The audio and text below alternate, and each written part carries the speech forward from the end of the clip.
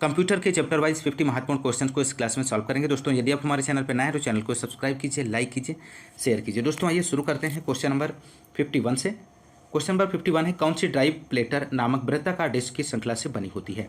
तो right answer यहाँ पे दोस्तों हो जाएगा option C, hard disk drive, इसका सही जवाब बनेगा। अगला क्वेश्चन नंबर 52 है, निम्नलिखित में से कौन रैम के बारे में सही नहीं है आपको बताना है? तो राइट आंसर यहाँ पे बनेगा दोस्तों ऑप्शन ए, रैम कंप्यूटर के बंद होने पर भी डेटा को स्थायी रूप से स्टोर करता है।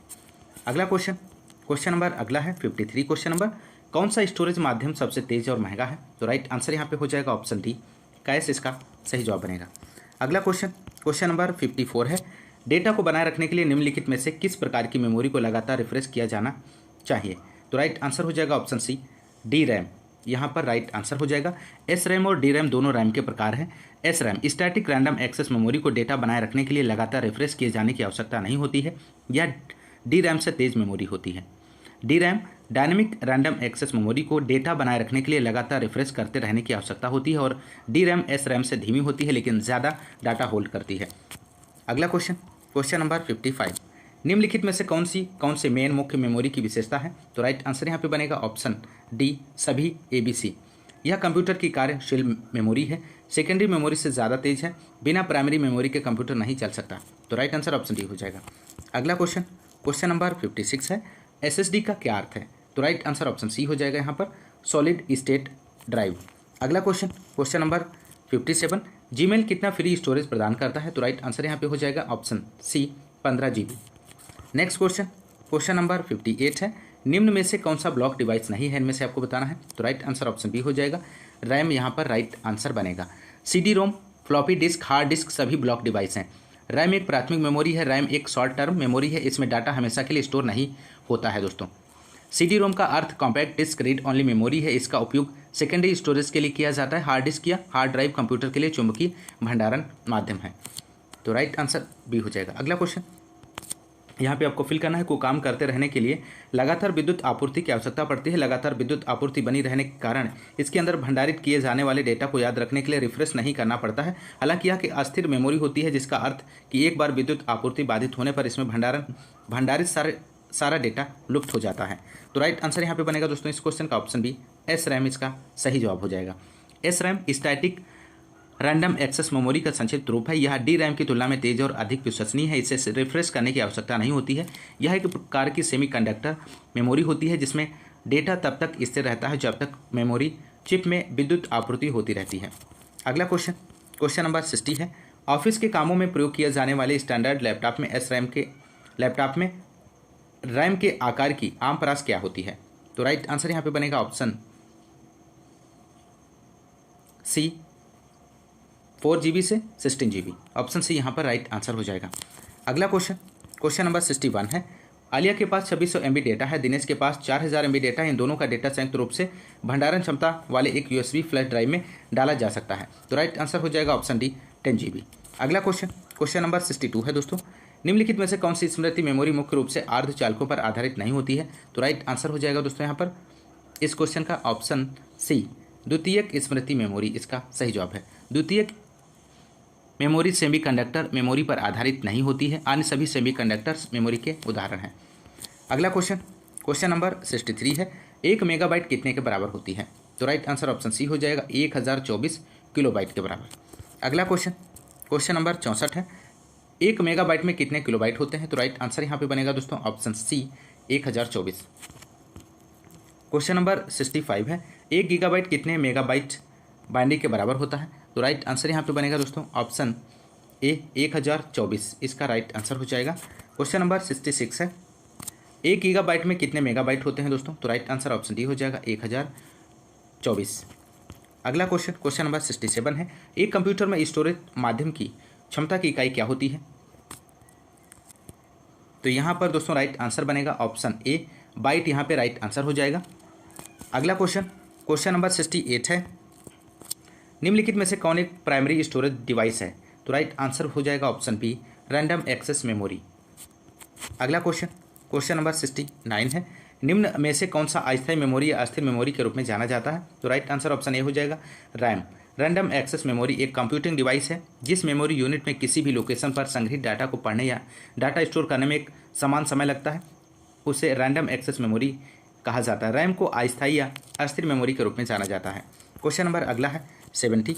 अस्थायी रूप से संग्रहित डेटा के लिए उपयोग किया जाने वाला शब्द क्या है? तो राइट आंसर ऑप्शन बी हो जाएगा, कैश डेटा।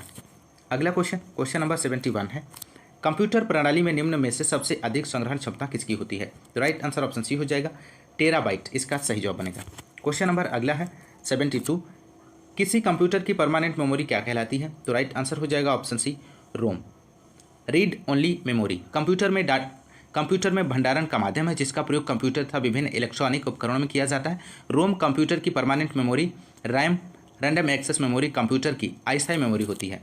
तो ध्यान रखिएगा, ऑप्शन सी राइट आंसर बनेगा।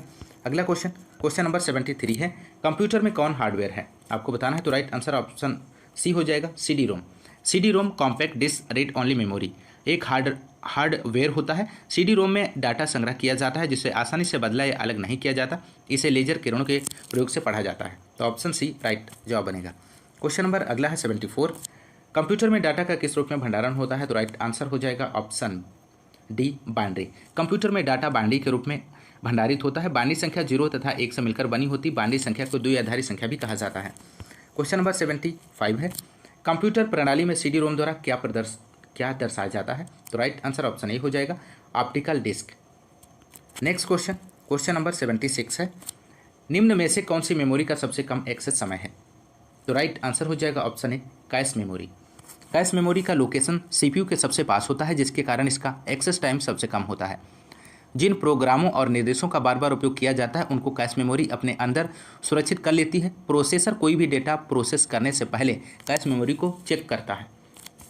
अगला क्वेश्चन नंबर 77, वर्चुअल मेमोरी का आकार निर्भर करता है। तो किस पर निर्भर करता है दोस्तों? तो वर्चुअल मेमोरी प्रोसेसर द्वारा जब मुख्य मेमोरी की क्षमता कम होती है तब वर्चुअल मेमोरी जनरेट की जाती है। वर्चुअल मेमोरी डिस्क स्पेस के आकार पर निर्भर करती है। तो राइट आंसर ऑप्शन सी हो जाएगा, डिस्क स्पेस। क्वेश्चन नंबर 78 है दोस्तों, डेटा प्रतिनिधित्व और संख्या प्रणाली से संबंधित। क्वेश्चन नंबर 78, निम्नलिखित में से कौन बाइनरी संख्या दशमलव संख्या 147 के समतुल्य है? तो राइट आंसर ऑप्शन ए हो जाएगा दोस्तों यहाँ पर।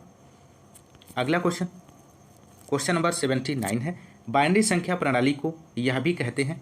तो राइट आंसर हो जाएगा ऑप्शन ए, बेस 2 संख्या प्रणाली। अगला क्वेश्चन नंबर 80 है, बाइनरी संख्या प्रणाली में प्रयुक्त किया जाने वाले विशिष्ट प्रतीकों की संख्या है। तो राइट आंसर बनेगा ऑप्शन डी, 2 होती है दोस्तों। अगला क्वेश्चन नंबर 81 है, निम्न में से कौन सा बाइनरी संख्या प्रणाली का उदाहरण है? तो राइट आंसर हो जाएगा ऑप्शन सी, इस क्वेश्चन का सही जवाब बनेगा। अगला क्वेश्चन नंबर 82 है, निम्नलिखित में से किस द्विआधारी संक्रिया बाइनरी ऑपरेशन का परिणाम इतना होगा? तो राइट आंसर ऑप्शन बी हो जाएगा दोस्तों यहाँ पर। अगला क्वेश्चन नंबर 83 है, निम्नलिखित में से कौन सी द्विआधारी परिणाम स्वरूप इतना देगी? इस प्रश्न में सभी संख्याएं द्विआधारी संख्या प्रणाली में हैं। तो राइट आंसर यहाँ पे बनेगा दोस्तों इस क्वेश्चन का। तो सही जवाब बनेगा ऑप्शन बी, इसका सही जवाब हो जाएगा। अगला क्वेश्चन नंबर 84 है, वर्तमान कंप्यूटिंग में समस्त विश्व में कौन सा कोड प्रयोग किया जाता है और स्वीकार है? तो राइट आंसर ऑप्शन ए हो जाएगा, ASCII, American standard code for information interchange. वर्तमान कंप्यूटिंग में समस्त विश्व में प्रयोग किया जाने वाला कोड है दोस्तों, जिसका उपयोग कंप्यूटर में टेक्स्ट को निरूपित करने के लिए किया जाता है। ASCII कोड में 7 या 8 बिट का इस्तेमाल होता है। अगला क्वेश्चन नंबर 85 है दोस्तों, बाइनरी संख्या का दशमलव समतुल्य क्या होगा? तो राइट आंसर हो जाएगा दोस्तों यहाँ पर ऑप्शन बी, 1807।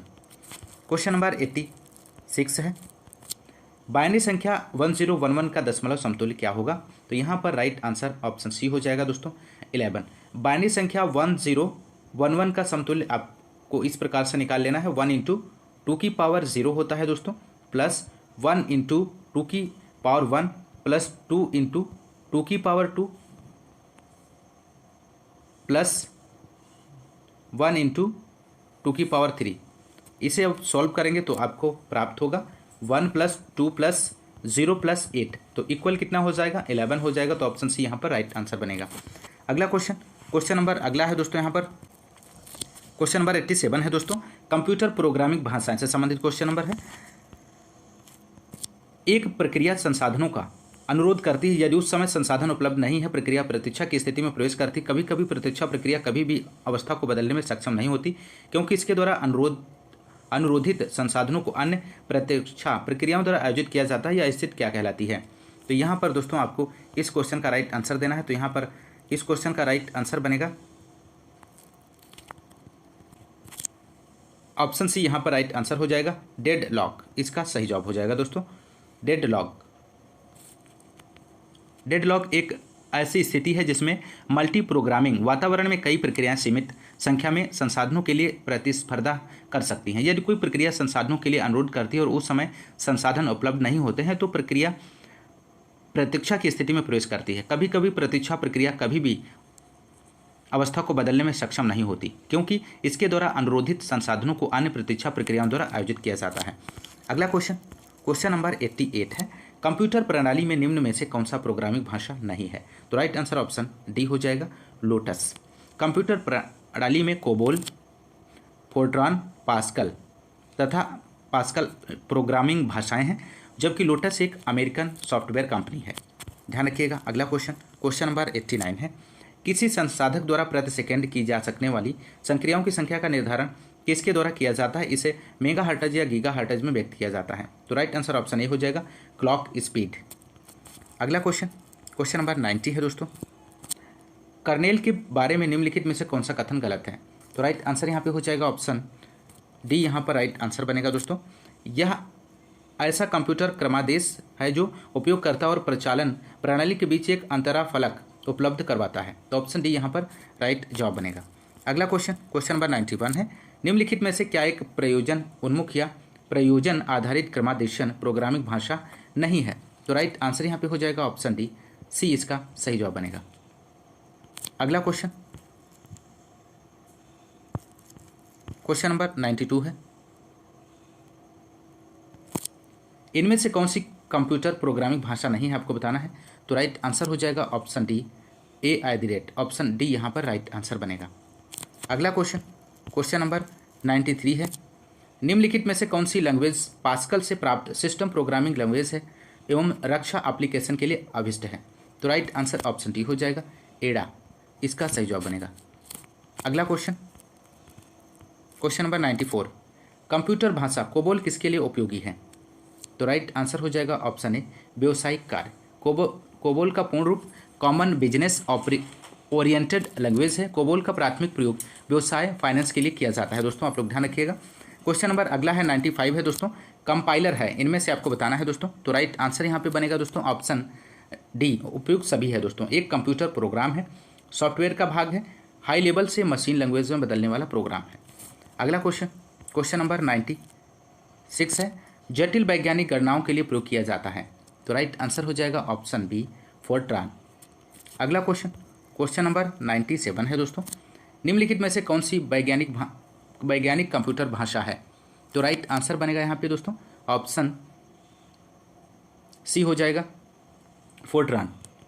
अगला क्वेश्चन नंबर अगला है सॉफ्टवेयर से संबंधित। क्वेश्चन नंबर 98, MS वर्ड किसका उदाहरण है।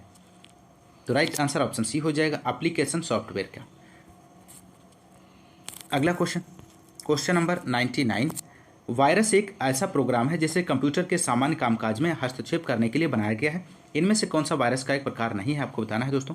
तो राइट आंसर हो जाएगा ऑप्शन डी, डिस्क वायरस यहाँ पर राइट आंसर बनेगा। डिस्क वायरस नहीं है, बाकी तीनों वायरस हैं क्योंकि कंप्यूटर के सामान्य कामकाज में हस्तक्षेप करने के लिए बनाए जाते हैं। अगला क्वेश्चन नंबर 100 है, कंप्यूटर वायरस है, इनमें से आपको बताना है। तो राइट आंसर हो जाएगा ऑप्शन ए, ऐसा कंप्यूटर प्रोग्राम जो स्वयं की प्रतिलिपियां बना सके। तो राइट आंसर ऑप्शन ए हो जाएगा दोस्तों यदि आपको क्लास पसंद आ रही है तो क्लास को ज़्यादा से ज़्यादा लाइक और शेयर करते रहिए, अपना सपोर्ट बना रखिए दोस्तों आज की इस क्लास में बस इतना ही। मिलते हैं नेक्स्ट क्लास में, तब तक के लिए नमस्कार।